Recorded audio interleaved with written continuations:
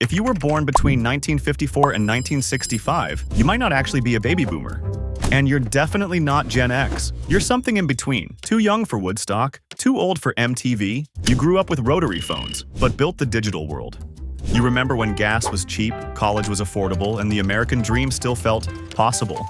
But somehow, history forgot you. This is the story of Generation Jones, the generation no one talks about. But that changed everything. It starts with a promise, and how completely you believed it. It's the early 1960s. You're 7 or 8 years old. Your parents speak about adulthood the way people speak about a destination they've already visited. The message was everywhere. Work hard, and the doors will open. Stay responsible, and stability follows. You didn't just hear that promise. You built your psychological architecture on it. Children do. They internalize what the adults around them treat as certain and construct their sense of the future on that foundation. And then you grew up, and the foundation wasn't there. Here's what happened when the promise didn't hold. You graduated into interest rates at 18%, into factories closing, into housing costs that had drifted beyond what entry-level work would pay, into a job market that had narrowed while you were still being told it would open for you. Erik Erikson's foundational work on identity development identified early adulthood as the precise window when identity, confidence, and life direction solidify. When that consolidation happens during rupture rather than stability, something specific forms. Daniel Kahneman's research on reference points and loss aversion shows that when outcomes fall short of deeply internalized expectations, the psychological impact is significantly greater than when the same outcome arrives without prior expectation. You didn't just experience instability. You experienced the specific pain of instability arriving where certainty had been promised. The gap registered not as ordinary disappointment, but as something closer to structural betrayal. The map you were given still existed in your memory, and you were left holding both, simultaneously, indefinitely. That is not a small psychological event. That is the ground shifting at the exact moment you were learning to stand on it. Here's what that rupture built in you, and what it cost. What emerged wasn't cynicism, not the clean, protective kind that Gen X developed by never quite believing in the first place. You had already believed. Too completely, too early, for the belief to dissolve. What emerged was something more complicated and more costly, the ability to hold two incompatible things simultaneously. The world should reward diligence. The world may not. Both true, both present, both running at the same time. Martin Seligman's research on explanatory style shows that the way a rupture is internalized during formative years shapes explanatory patterns for decades. For Generation Jones, the explanation was neither "the system works" nor "the system is broken." It was "the system might work if I'm strategic enough, careful enough, prepared enough for the moment it doesn't." That's not pessimism, but it's not optimism either. It's something more exhausting than both, a vigilance that never fully turns off because the ground already proved it could shift. You learn to hope carefully, to build success and simultaneously prepare for its erosion, to achieve and still feel, somewhere beneath the achievement, that the achievement needed defending. Security became something to maintain rather than inhabit. Success became something to protect rather than enjoy. The generation that was promised stability and then learned to manufacture it became, in some profound and unacknowledged way, perpetually exhausted by the manufacturing. Here's what the work meant, and why it was never just work. When the expected guarantees of adulthood weakened, achievement shifted from aspiration to identity. Success stopped being desirable and became proof. Proof that you had not slipped. Proof that the adulthood promised to you had been secured, even if you'd had to build it yourself from materials the system didn't provide. And the professional pressure was never only vertical.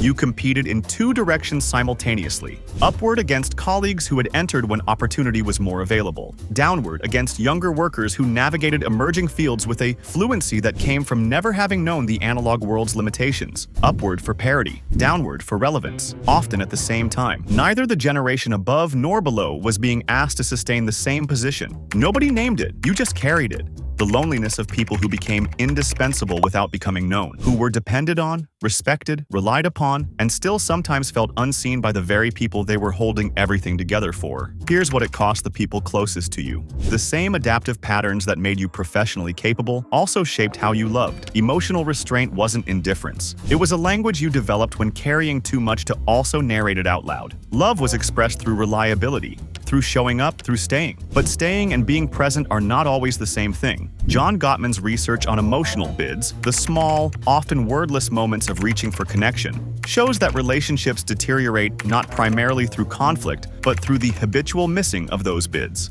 For a generation that learned to compress emotion into function, those bids became very quiet. sometimes inaudible, not because the feeling wasn't there, because the habit of containing it was stronger than the habit of expressing it.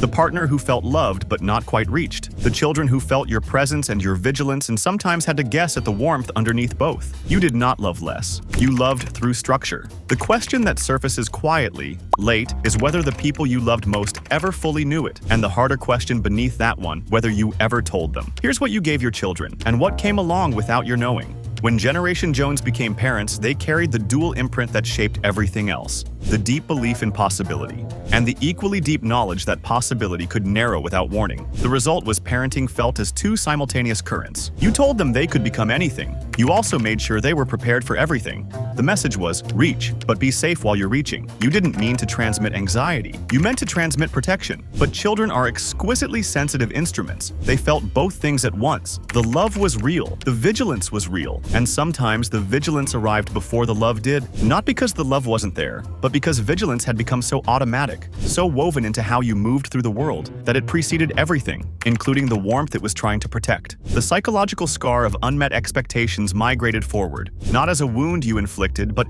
as a weight you shared. You gave them more than you had, and some of what came along was the cost of your own story, passed forward in the only currency available, the specific shape of your love. Here's what the late life question actually is. As Generation Jones moves through its 60s, a question surfaces harder than any career decision or financial calculation. Was it enough? Not financially, not professionally, narratively. Or did you spend a lifetime stabilizing what never fully settled, arriving at something that resembles the destination without ever quite being allowed to stop and rest inside it? That question deserves more than reassurance. It deserves acknowledgement. You were given a promise the economy withdrew before you could collect it. You adapted.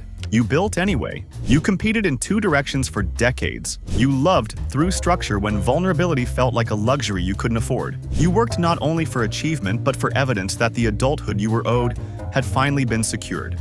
And you did most of it without anyone quite naming what you were doing or why it was hard in the specific way it was hard. This video is that naming, because the generation that carried continuity across rupture, that absorbed the breaking of one world and the building of another, and kept both functional simultaneously, deserved to have its story told with the precision it actually lived. You were not a footnote. You were the chapter that made the next chapters possible, and it is not too late to know that. If this named something you've been carrying, the feeling, the vigilance, the quiet question, drop a comment. I'd genuinely like to know what your version of this story looks like, and if you want content that takes the full complexity of human experience seriously, not just the parts that are comfortable to say, subscribe. We make videos for people who'd rather understand themselves than feel better about themselves. That's the difference.